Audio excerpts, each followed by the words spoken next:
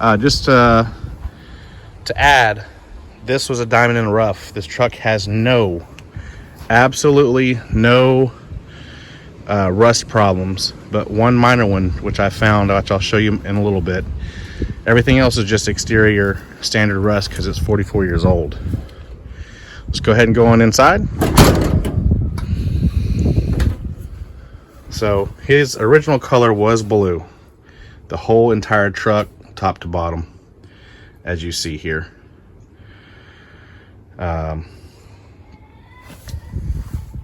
This is him. Done a lot of stuff, upgrades here, which I'll be switching this out, but that's a Crown Victoria head unit. I've added gauges. I'll go over here on the other side in a little bit. Took out the heater box, rebuilt it, put in a new heater core, removed the AC, which I'm actually restoring that now to get that installed back here. It is a factory AC, which is nice.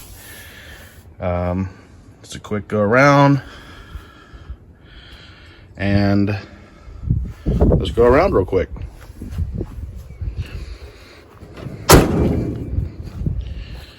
All right. And we're now on the driver's side. As you might have noticed, my first appearance walk around, there's three tanks here. The original one did have a behind the seat tank with the auxiliary tank here, the main one here. I have redone the entire fuel system, front to back, which I'll go over that at some point, and we'll be uploading those videos as well. But this is nothing, there's nothing back here. Let me see if I can do a quick demo of behind the seat, but there is nothing back there. There we go. Maybe a little stereo system at some point. All right, so we're now on the driver's side. I have installed a tack. Let's go ahead and sit in the cockpit here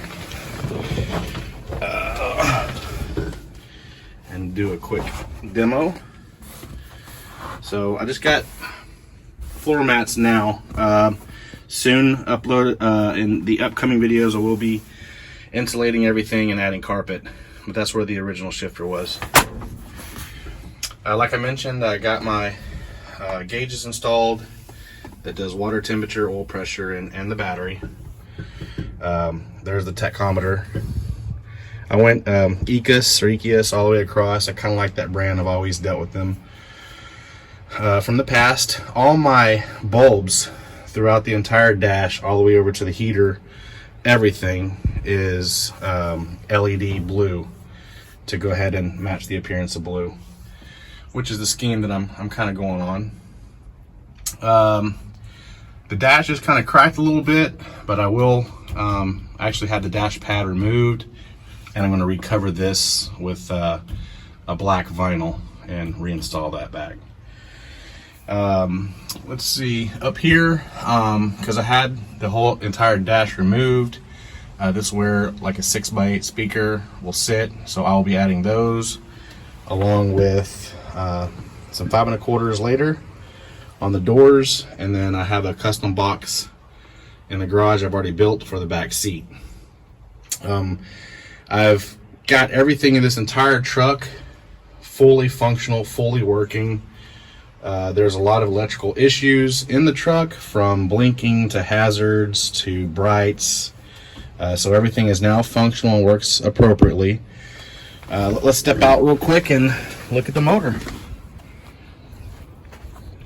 All right.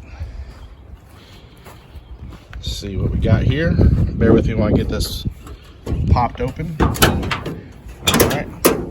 And even had the original hood ornament, which I was extremely stoked about. This is the motor here. I've done a lot of work to this guy. A lot of blood, sweat, and tears. Everything from front to back of this truck, from the ground up, I've got it all redone.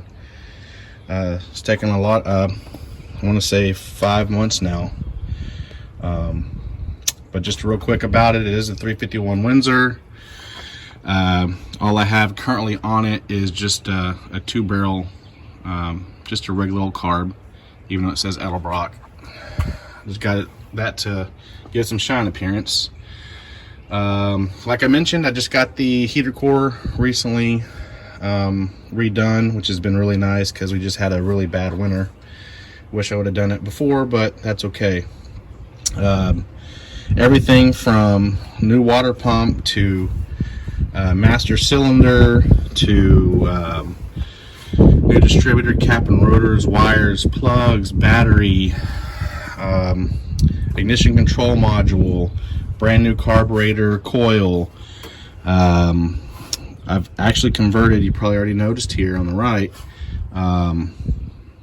a fuel pressure regulator. So I went ahead and switched it from the manual fuel pump and installed the electric. Reason being, just real quick, as I've rebuilt this truck and was doing trial and error, there was a lot of stuttering and a lot of just horrible hesitation, and come to find out I was this has been September and October, was experiencing vapor lock. So what I've done is I've pretty much made my truck now, because I do live in Texas and it gets 120 degrees, completely will never vapor lock ever again. I moved the fuel line, went ahead and wrapped it with some of the insulation, and if you look here above the manifold up to the carb, I have a 1/4 inch phenolic spacer. I have a 1/2 inch phenolic spacer and another 1/4 inch. So that's almost an inch, a little over an inch space. So the temperature from here is extremely hot. You know, once you do, drive around the town or whatever, you can't even touch this. It's so hot. This is still ambient temperature outside. So between that, moving my fuel line, adding a fuel pressure regulator, which this one has a bypass, and I have the set at about 3.5 psi right now. Anything excess that will then go back and empty back out into my tank. I did add a coolant overflow tank. That way it didn't have one previously, so this hose here was just emptying out on the ground if it ever did get above that temperature, which it hasn't. So now if it ever does, it'll backfill into this guy here, which I'm pretty happy about. I put a 180 thermostat in it. The alternator is still original. The horn and some of the other electronics in the actual engine bay of this truck is still original. I went ahead and kind of made the wiring a lot neater. Still has the original manifolds, which I'll eventually be putting headers on here. Got a brand new radiator, hoses top to bottom. Like I said, everything in this truck has been fully restored, if not replaced. Let's see, what else do I have here? So I'll show you in a second, but up under where the gas tank is, I have an Edelbrock electric fuel pump. There is a filter that comes off that. I've redone the fuel lines from the back to the front, which then I have now here a clear window filter so I can see the fuel. And then I have one more fuel filter here. And guys, I will tell you, if you're experiencing vapor lock, my remedy here, it's turnkey. One time on my ignition, even on a cold start, it fires up just like that. So let me show you quick underneath. And let's see here. There she is. So that's my Edelbrock electric fuel pump. And if you look right back there, you'll see I kind of did a DIY where any excess fuel over the PSI that I have set on, it'll go back into the tank that way. And it's awesome. Really can't complain about that. And real quick, it does have two 40 series or 44 series Flowmaster. They are cut off here before the wheel. But to kind of give you a quick demo of underneath this truck, there is no rust other than your standard surface rust. But here's the bed. The bed is still solid. There's a couple weak areas, but that is still completely solid. I've already had tons of material in the back of this bed, including me walking around, and I'm almost 300 pounds. So it is working out pretty good so far. Well, guys, this is a quick introduction to Baloo.